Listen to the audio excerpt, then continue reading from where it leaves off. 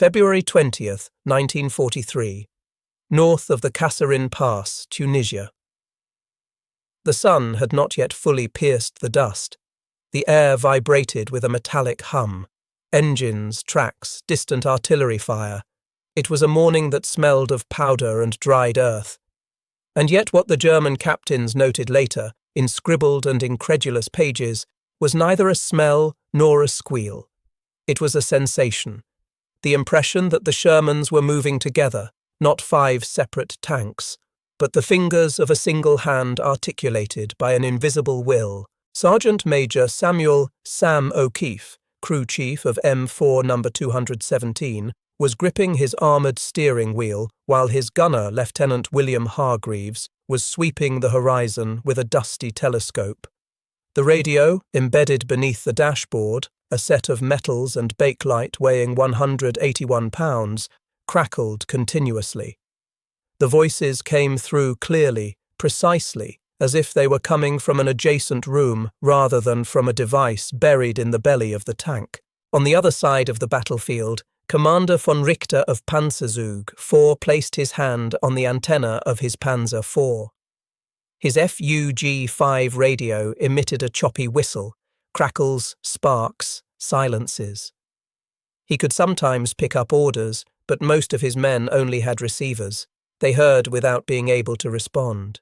The heavy hierarchy of the tanks required visible signals, flags, headlights, transmissions by scouts. When the chain broke, the machine collapsed. That morning, over a few hundred meters of ridges and depressions, 5 Shermans, scattered across the rugged terrain, separated by spurs that hid each armoured vehicle from its neighbours, moved with a precision that even enemy observers noticed. No flags, no light signals. Yet, at the moment when one positioned itself to cover a blind spot, another completed its detour arc and appeared exactly where needed. Technology was the key, but the scene did not resemble an engineering class, it was theatre. In the Shermans, frequency modulation, FM, was not a theory, it was the voice of men. The transmissions passed through the roar of the engine, the shell bursts, and the electrical arcs produced by the sparks of spark plugs. The BC-604 sent out its 25 watts. The pair of BC-603 allowed the commander to take a command channel while listening to his company's network. The clarity of the voices gave each crew the certainty that they were no longer isolated. O'Keefe heard the voice of Captain Merrill from the neighbouring platoon. Vane at 5 o'clock, suppression and diagonal advance. Hargreaves closed his eyes for a moment to listen better, and the order fell like a solid hand. The Germans, for their part, noted the strangeness. In their reports, they read later, "The Americans act as if connected by a wire." The movements are coordinated at distances where our transmissions turn to white noise. They initially attributed these feats to discipline and training.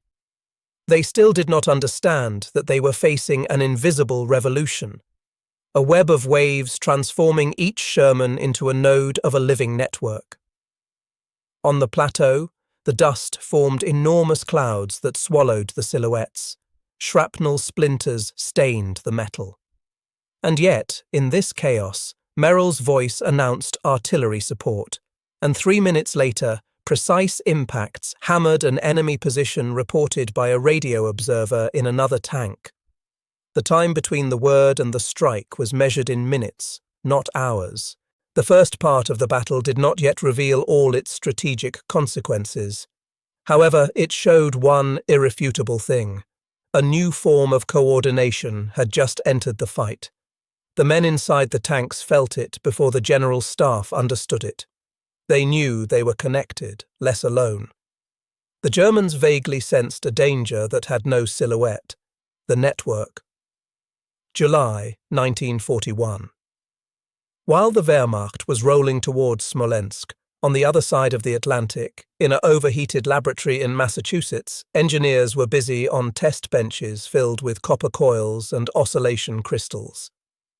Daniel E. Noble, a young engineer with a stern gaze, was observing a greenish oscillogram on a cathode ray screen. Next to him, Henryk Magnuski, a Polish immigrant and wave virtuoso, was adjusting an emission module. They were working on a crazy idea, introducing frequency modulation into a combat tank. Their company, Galvin Manufacturing, soon to be Motorola, received the order from the American Signal Corps. The specifications were absurd: a radio capable of operating in a vibrating, metallic environment full of interference, with perfect voice clarity. The War of the Waves had just begun. German radios, the Fuji 5 series, remained marvels of the 1930s. Amplitude modulation, 10 watts of power, and above all, a negligible range as soon as the engine roared. FM, an invention of Edwin Armstrong, changed everything. It filtered out chaos, cut through the sparks lightning, and offered the commanding voice even amidst the noise. It was a silent revolution. Noble will remember later. What we designed was not a radio, it was a collective consciousness. In Detroit, the assembly lines for the Shermans adjusted to accommodate the dark steel cases of the SCR 508, 528, and 538. Motorola factories produced thousands of complete sets, 2,748 components each, adjusted to the hundredth of an inch. The crystal of Channel 1 vibrated at 20.0 MHz, that of Channel 10 at 27.9 MHz. Each tank became a node in an interconnected network. November 8, 1942, Morocco. Operation Torch. The first American waves land at Safi and Fedala.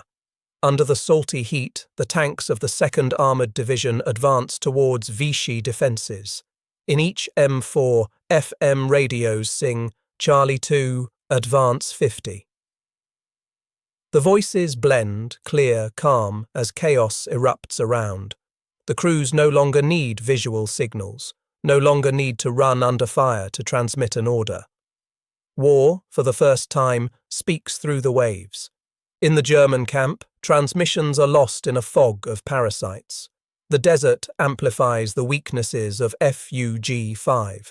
The sand, heat, vibration, all degrade the frequencies. Panzer commanders have only their eyes and instincts. Rommel himself complains about the lack of communication. A panzer without radio is a blind horse. At Kasserine, a few months later, this blind horse encounters the American network. February 14, 1943. The first American units engage in the pass. General Rommel believes he is dealing with novices.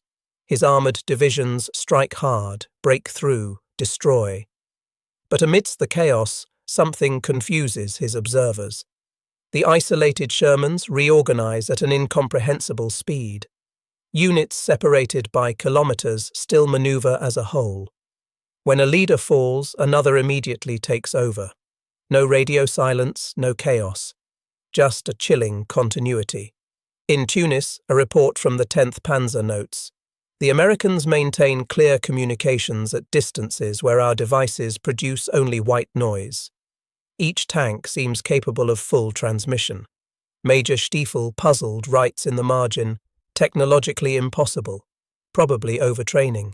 It was more than a training. It was a change of era. The Germans had invented mobile warfare. The Americans had just invented connected warfare. Beneath the dust of the Kasserine Pass, the military world was changing without any cannon being aware. Italy, September 1943. The dust of Africa is now just a memory. The Shermans are now climbing the winding roads of the Apennines. The mountains should have neutralized the radio, but it is here that FM shows its true power. Where the German AM waves crash against the rocky slopes, frequency modulation crosses the valleys and follows the contours. In the hollows, the Shermans still talk to each other. American voices bounce off the hills of Cassino as if the earth itself were serving as a relay. Captain Jack Merriman of the 1st Armoured Battalion recalls, "We were advancing between two ridges. I knew my men were at the other end, invisible, but I could hear their breathing in the helmet. I have never felt the solitude of the German tank crew. The Panzer tanks, meanwhile, struggle to keep up.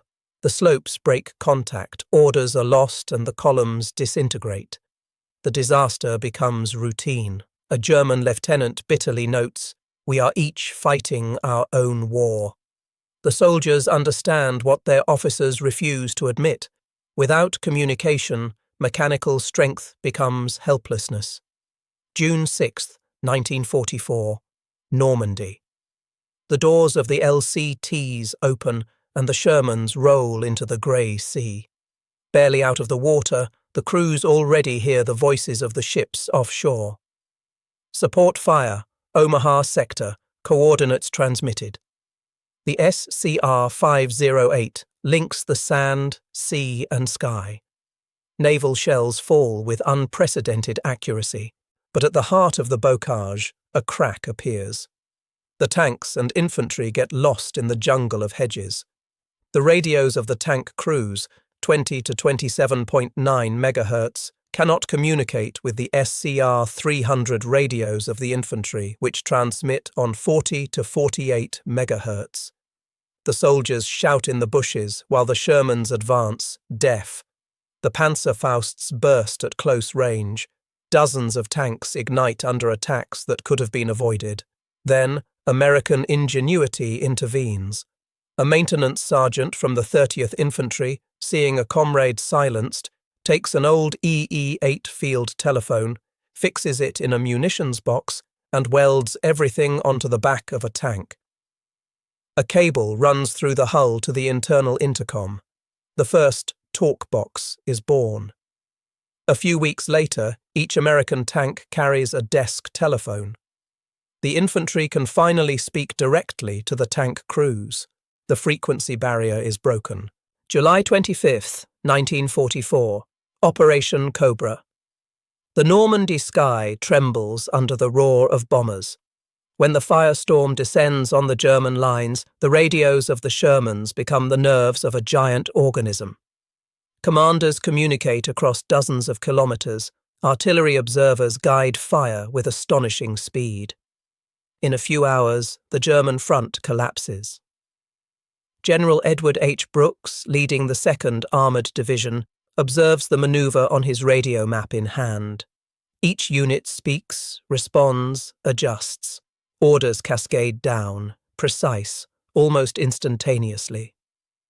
The Panzer Lehr Division, reputed invincible, disintegrates under the pressure of this living network. American fire does not come from a single point, but from everywhere at once. The Germans, incredulous, search for the flaw. They strike the antenna tanks, convinced they shelter the commanders.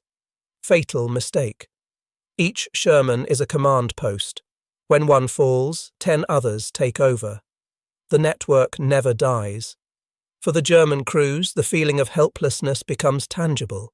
In their helmets, the crackling of Fuji 5 is the sound of isolation. In the Americans' helmets, the clear voice of a comrade miles away is the promise of survival. The Bocage battle reveals a truth. Modern warfare is no longer just a matter of armor or caliber. It has become a war of connection. March 1945. The American armies march towards the Rhine. At dawn on March 7th, a radio scout from the 9th Armoured Division comes across a still-standing bridge, the Remagen Bridge. A few seconds later, his operator transmits over the FM network, "Intact bridge, coordinates sent." Less than a minute later, the message reaches the headquarters of the First Army. Within an hour, half of the front moves. Tanks rush forward, artillery deploys, aircraft receive the coordinates. The domino effect of radio superiority has just been achieved. Faced with them, the Germans are prisoners of another time. Their transmissions still go through buried telephone lines that the P-47s pulverize. Orders take hours to arrive. Counterattacks get lost in the fog. When Marshal Model, encircled in the Ruhr, tries to send a report, he no longer receives any response. His last lines end with, "No more contact. No more coordination possible." The American network, on the other hand, functions as a single entity. Units from different divisions coordinate to the minute. The interconnection born from 508 SCR has reached full maturity. In this war of machines, man paradoxically finds his voice. In the Shermans, the crews speak constantly. The loader calls out a reconnaissance, the gunner transmits the coordinates, the commander relays to the platoon. In a few seconds, information circulates across an entire battlefield. The collective consciousness that Daniel Noble had imagined 4 years earlier has become a reality. And irony reaches its peak.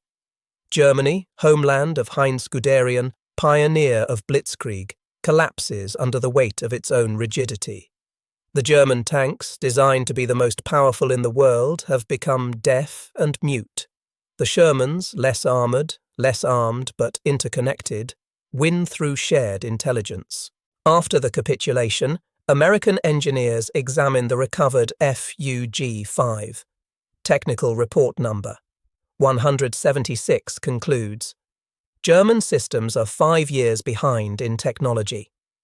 Lack of frequency modulation, insufficient electrical suppression, limited distribution. The Soviets, too, learn the lesson. They adopt FM, copy American models, and equip their T-54s with it. The figures speak for themselves.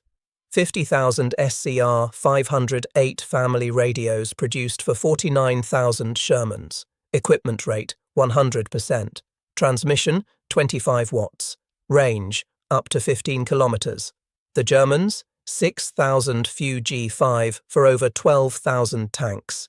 Useful range less than 2 kilometers. The result? Only 20% of armored vehicles capable of transmitting. The difference between speech and silence. What the Allies built, without fully understanding it, is the first interconnected tactical network in history. A web of waves where each machine, each crew, becomes a cell of the same organism. This principle, born on the plains of Africa and the hills of Italy, still guides modern warfare. 1991, Kuwait.